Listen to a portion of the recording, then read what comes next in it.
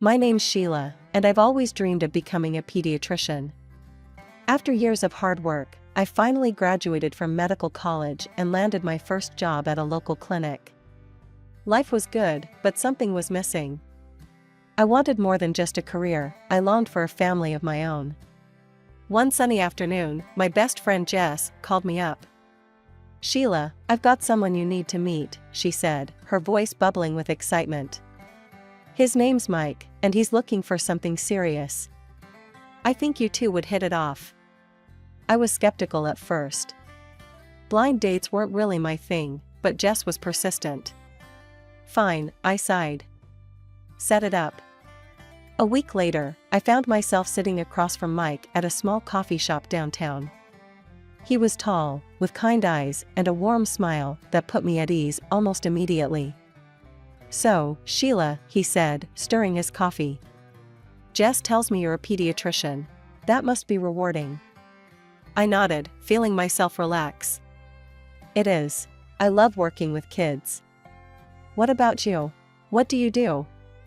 As Mike talked about his job as an engineer, I found myself drawn in by his passion and humor.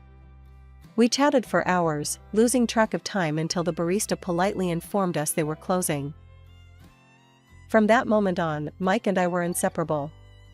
We supported each other through long work days and celebrated each other's successes. 2 years flew by in a blur of happiness and shared dreams.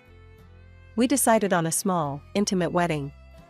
Neither of us wanted anything flashy, we just wanted to celebrate our love with our closest friends and family. The day was perfect, filled with laughter and happy tears.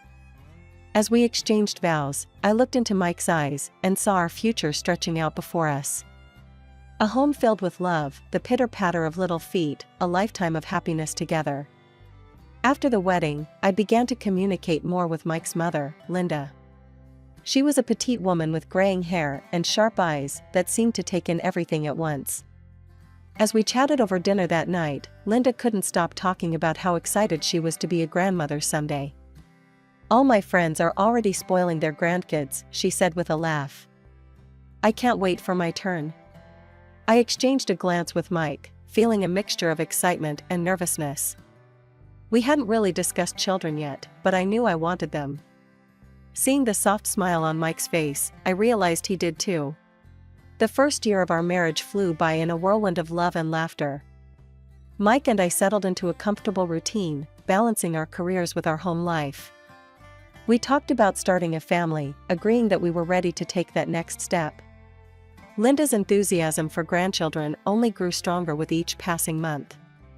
At first, her eagerness was endearing, but as time went on, it started to feel like pressure. "Sheila, dear," she'd say during our weekly family dinners, "have you thought about when you'll start trying for a baby? Mike's not getting any younger, you know." I'd force a smile, trying to hide my discomfort. "We're working on it, Linda. These things take time." But as the months passed without a positive pregnancy test, I started to worry. Was something wrong? Should we see a doctor? The stress began to take its toll, affecting both my mood and my relationship with Mike. One night, after another dinner filled with Linda's not-so-subtle hints, I broke down in tears. "Hey, what's wrong?" Mike asked, pulling me into his arms. What if I can't get pregnant?" I sobbed. "Your mom will be so disappointed, and you." Mike cut me off, cupping my face in his hands. "Listen to me, Sheila. I love you. If we have kids, great. If we don't, that's okay too. All that matters is that we're together." His words comforted me, but the worry lingered. I decided to see my doctor, just to make sure everything was okay. Dr. Anderson, a kind older woman with salt and pepper hair, ran a series of tests. When the results came back, she called me into her office. "Everything looks normal, Sheila," she said with a reassuring smile. "Sometimes these things just take time. Try to relax and let nature take its course." We decided to stop actively trying and just enjoy our life together. I focused on eating right and living healthily, hoping it would help our chances.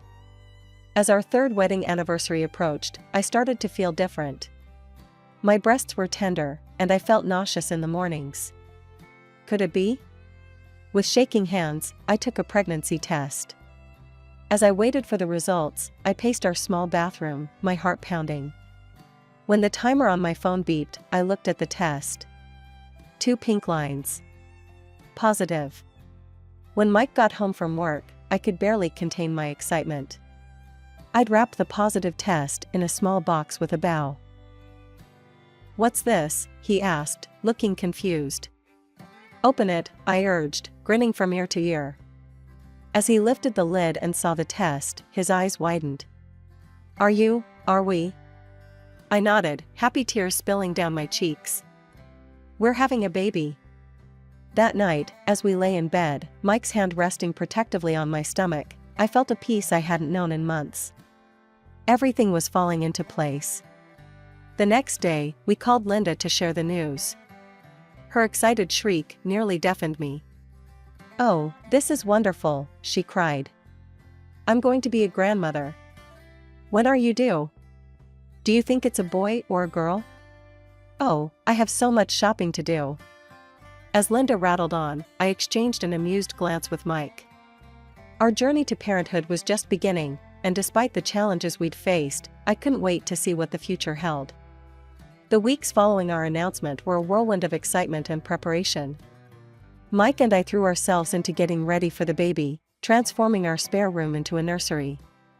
We painted the walls a soft yellow, assembled a crib, and filled drawers with tiny clothes. Linda's enthusiasm knew no bounds.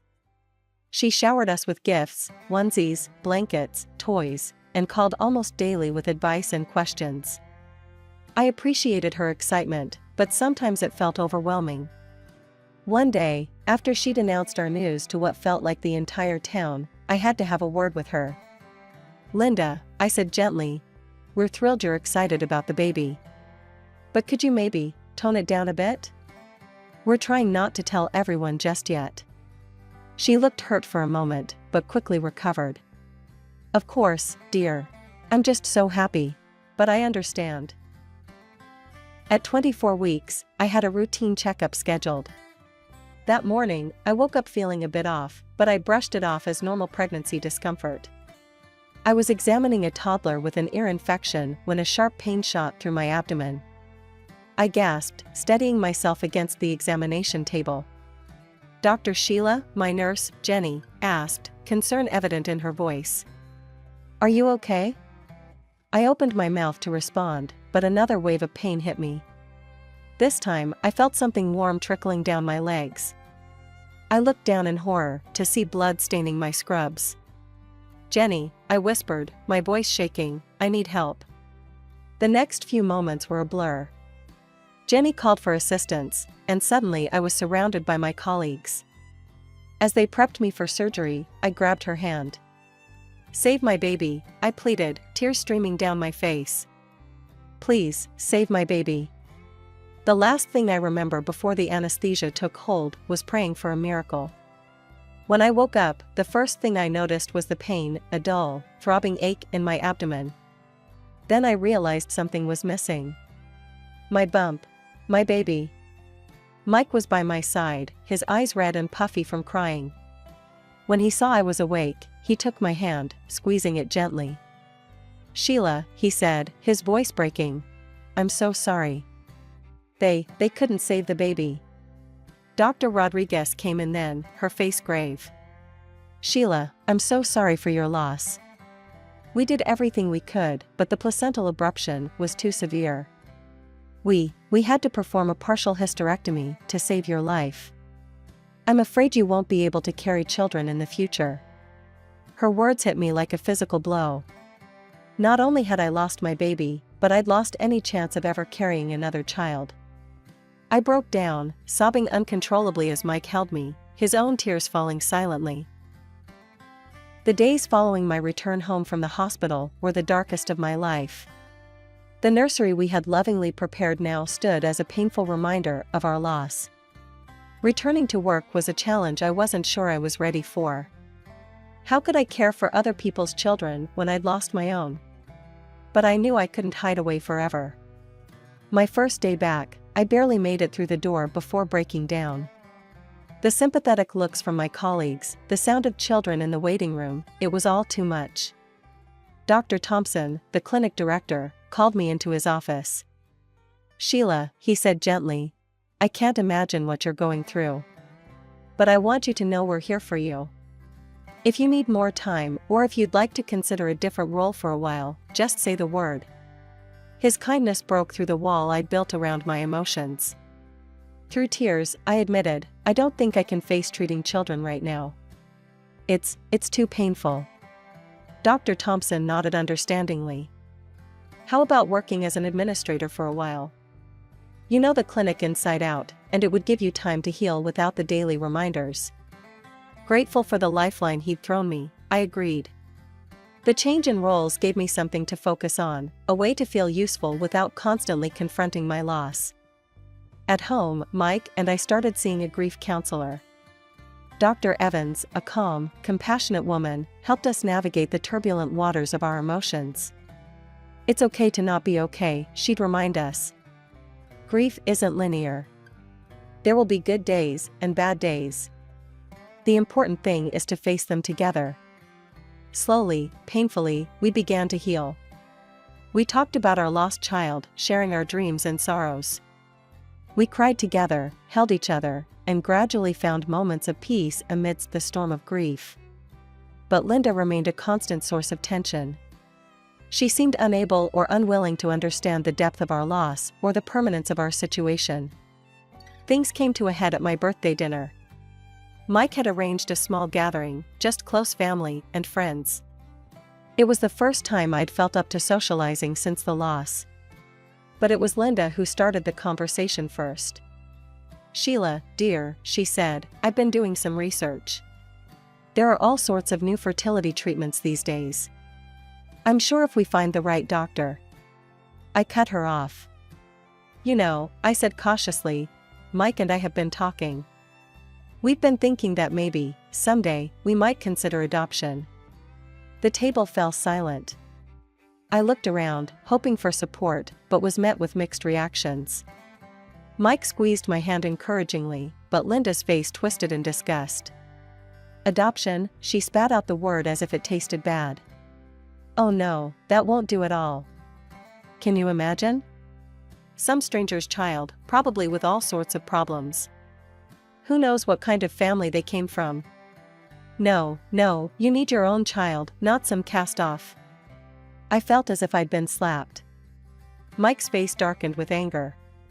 "Mom," he said, his voice dangerously low, "I think it's time for you to leave." As Linda gathered her things, muttering about ungrateful children, I sat frozen, tears streaming down my face. Our healing, as fragile as it was, felt shattered all over again. In the days that followed, Linda tried to reach out, leaving voicemails and sending text messages. But neither Mike nor I was ready to face her. We needed time to process and heal. At work, I threw myself into my new administrative role. The distance from direct patient care was helping, but I still felt a pang every time I heard a child's laughter echoing down the hallway. Dr. Thompson was supportive, always checking in to make sure I was coping okay.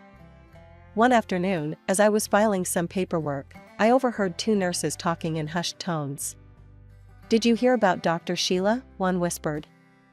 "I heard she was drinking during her pregnancy. No wonder she lost the baby." I froze, my heart pounding in my chest. Where had they heard such a horrible lie? I hadn't touched a drop of alcohol since before we started trying for a baby. Shaking, I retreated to the bathroom, locking myself in a stall as tears streamed down my face. How could anyone think that? How could they be so cruel? When I got home that evening, I told Mike what I'd overheard. His face turned red with anger. "That's it," he growled, pulling out his phone. "I'm calling my mother. She's the only one who would spread such vicious lies." I listened as Mike confronted Linda, his voice rising with each passing moment. "How dare you?" he shouted. "Do you have any idea what you've done? If you don't stop this right now, we're going to the police. This is slander, Mom." After he hung up, Mike pulled me into a tight embrace. "I'm so sorry, Sheila. I never thought she'd stoop this low." The next day, the rumors at work seemed to have mysteriously dried up. No one mentioned anything about drinking or my lost baby. It seemed Linda had gotten the message. But our relief was short-lived. A few days later, I opened our mailbox to find a postcard. On the front was a picture of a happy family with young children. When I turned it over, my blood ran cold. In bold letters, someone had written, "You will never be a mother." The postcards kept coming, each one more hurtful than the last. Then, one morning, we opened our front door to find a horrifying sight. A doll, smeared with what looked like blood, hung from our porch with a note attached, "This is what you did to your baby." I collapsed, overcome with grief and horror. Mike caught me, his own face a mask of shock and rage. As he helped me inside, a thought struck him. "The neighbors," he said suddenly. "The Johnsons across the street have security cameras. Maybe they caught something." While I sat trembling on the couch, Mike went to talk to our neighbors. He returned an hour later, a grim look on his face and a flash drive in his hand. "You're not going to believe this," he said, plugging the drive into our TV. The grainy footage showed our porch in the early hours of the morning. A figure approached, hung the doll, and quickly retreated. Even in the poor quality video, there was no mistaking who it was. Linda. We stared at the screen in disbelief. How could she do this? How could a mother be so cruel to her own son and daughter-in-law? We pulled up to Linda's tidy suburban home, its cheerful exterior a stark contrast to the ugliness we were about to confront. Mike took a deep breath, squeezing my hand before we got out of the car. "Ready?" he asked, his voice tight with tension. I nodded, not trusting myself to speak. We walked up to the front door, and Mike rang the bell. Moments later, Linda appeared, her face lighting up at the sight of us. "Mike. Sheila. What a lovely surprise," she exclaimed, reaching out to hug us. Mike stepped back, his face hard. "We need to talk, Mom. Now." Linda's smile faltered, but she ushered us inside. Once we were seated in her living room, Mike didn't waste any time. "We know what you've been doing," he said, his voice cold. "The postcards, the doll." Linda's face went pale, then flushed with indignation. "I don't know what you're talking about." "Save it, Mom," Mike cut her off. "We have proof." I pulled out the flash drive and handed it to Mike. He plugged it into Linda's TV and played the security footage. We watched in silence as the video showed Linda hanging the blood-smeared doll on our porch. When the video ended, Linda sat in stunned silence, her mouth opening and closing like a fish out of water. "Why?" I finally asked, my voice breaking. "How could you do this to us?" "To me?" Linda's face crumpled, tears filling her eyes. But instead of remorse, I saw only anger and bitterness. "You," she spat, pointing a finger at me. "You're the reason my son doesn't have children. You're damaged goods, and you're keeping him from having a family." Her words hit me like a physical blow. I recoiled, tears springing to my eyes. Mike stood up, his face contorted with rage. "That's enough," he shouted. "Sheila is my wife, and I love her. What happened wasn't her fault. If you can't accept that, if you can't treat her with respect, then you're no longer a part of our lives." As we turned to leave, Linda called out, her voice desperate. "Wait. I'm sorry. I didn't mean. I just wanted grandchildren so badly. Please, don't go." But we didn't look back. We walked out of Linda's house, closing the door on that chapter of our lives. Over the next few weeks, we focused on healing. We continued our sessions with Dr. Evans, working through our grief and the trauma of Linda's actions. Life was just starting to feel normal again when the unexpected happened. An invitation arrived in the mail. Linda was hosting a Thanksgiving dinner and wanted us to attend. She wrote that she wanted to make peace and promised a celebration we'd remember for a lifetime. I was immediately wary. After everything that had happened, it was hard to trust Linda's intentions. I don't know about this, Mike, I said, handing him the invitation. It feels off. Mike read it, his brow furrowed. I know, but she's still my mom, Sheila. Maybe she's genuinely trying to make amends? I could see the hope in his eyes, the love he still held for his mother, despite everything. It tugged at my heart. Okay, I agreed reluctantly. We'll go. But at the first sign of trouble, we leave. Deal? When Thanksgiving arrived, we drove to Linda's house with a mix of hope and apprehension. The house was full of relatives and friends, all chatting and laughing. Linda greeted us warmly, as if the past few months had never happened. But then, halfway through the evening, the doorbell rang. Linda excused herself to answer it, and when she returned, she wasn't alone. With her was a woman I'd only seen in old photos, Mike's ex-fiancee, Jessica. My stomach dropped. Something was very wrong. Linda clinked her glass, calling for everyone's attention. I have an announcement to make, she said, her voice sickly sweet. As you all know, my dear son Mike has been married to Sheila for a few years now. She paused, her eyes finding mine in the crowd. Unfortunately, Sheila is infertile and unable to give Mike the children he deserves. A collective gasp went through the room. I felt as if I'd been punched in the gut. Mike grabbed my hand, his face a mask of shock and anger. Linda continued, gesturing to Jessica. That's why I've invited Jessica here tonight. She and Mike were once engaged, and I think it's time they rekindled that relationship. Jessica can give Mike the family he needs. The room fell silent. I could feel all eyes on me, a mixture of pity and curiosity in their gazes. Mike started to speak, but I beat him to it. Something in me snapped, and all the pain and anger I'd been holding back came pouring out. How dare you, I said, my voice shaking but strong. How dare you trivialize what we've been through? I looked around at the stunned faces of the guests. You want to know the truth? Yes, I lost a baby. We lost a baby. And it nearly destroyed us. I turned to Linda, my anger giving me strength. And you made it so much worse.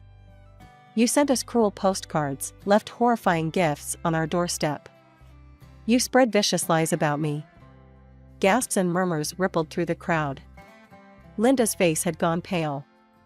You don't believe me? I asked the room at large. Fine. See for yourself. I pulled out my phone, queued up the security camera footage, and played it for everyone to see. The room watched in horror as Linda hung the ketchup-smeared doll on our door. The room was thick with tension following my outburst. Just as I thought things couldn't get any more intense, Jessica, Mike's ex-fiancée, stepped forward and cleared her throat. If I may, she began, her voice trembling slightly. I'd like to say something. All eyes turned to her, including Linda's, who looked expectant, as if Jessica was about to save the situation. How wrong she was. First of all, Jessica continued, I want to apologize to Sheila and Mike. I had no idea about any of this. Linda told me that she wanted to talk to me about my parents. If I had known the truth, I never would have come. She took a deep breath before dropping another bombshell. But more than that, I need to set the record straight. Linda, your plan was doomed from the start. I'm engaged to someone else. We're getting married in the spring. Gasps echoed around the room. Linda's face paled even further. But that's not all, Jessica went on. The real reason Mike and I broke up years ago was because I never wanted children. In fact, I had surgery to ensure I couldn't have them.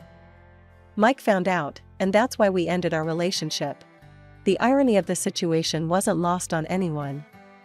Linda had tried to replace me with a woman who couldn't, and didn't want to, have children either.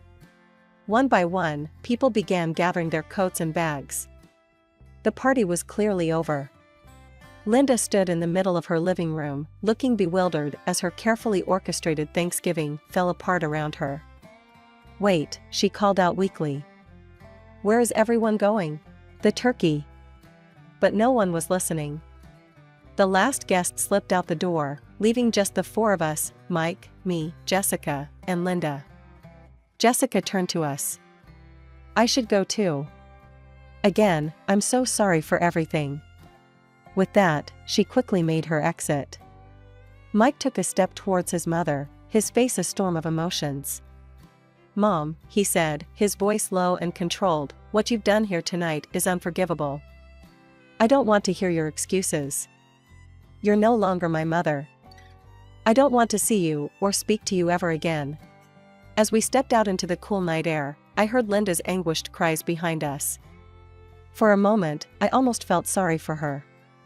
Almost. We decided that we needed to make a clean break. We sent out emails to all our relatives, explaining that we were cutting all ties with Linda. It was a difficult decision, but we knew it was necessary for our mental health and the well-being of our future family. In the weeks following the disastrous Thanksgiving dinner, Mike and I found ourselves at a crossroads. After many long, heartfelt discussions, we made a decision that would change our lives forever. We decided to adopt. The process was lengthy and, at times, overwhelming. We filled out countless forms, underwent home studies, and attended parenting classes. But with each step, we felt more certain that this was the right path for us. Immersing myself in the adoption process allowed me to focus on something positive, pushing the painful memories of Linda's actions to the back of my mind. I even felt strong enough to return to my job as a pediatrician. Just a week later, we received the news we'd been hoping for: we'd been approved for adoption. Our caseworker called to tell us about a 3-year-old boy named Ethan who needed a forever home. The day we met Ethan was one I'll never forget. He was small for his age, with a mop of curly brown hair and the biggest brown eyes I'd ever seen. He was shy at first, hiding behind his social worker's legs, but it didn't take long for his curious nature to win out. "Do you like dinosaurs?" he asked Mike timidly, holding up a worn T-Rex toy. Mike's face lit up. "I love dinosaurs. Did you know that T-Rex had the strongest bite of any land animal ever?" Ethan's eyes widened with wonder, and just like that, a connection was formed. One day, as we were preparing to leave after a visit, Ethan looked up at us with those big brown eyes and asked, "Are you going to be my new mommy and daddy?" Mike and I exchanged glances, our eyes filling with tears of joy. "We'd like to be," I said softly. "Would you like that?" Ethan nodded enthusiastically, then threw his arms around us both. As we drove home that day, my heart felt fuller than it had in years. We still had a long road ahead, paperwork to complete, adjustments to make, a lifetime of love to give. But for the first time in a long time, I felt truly hopeful about the future.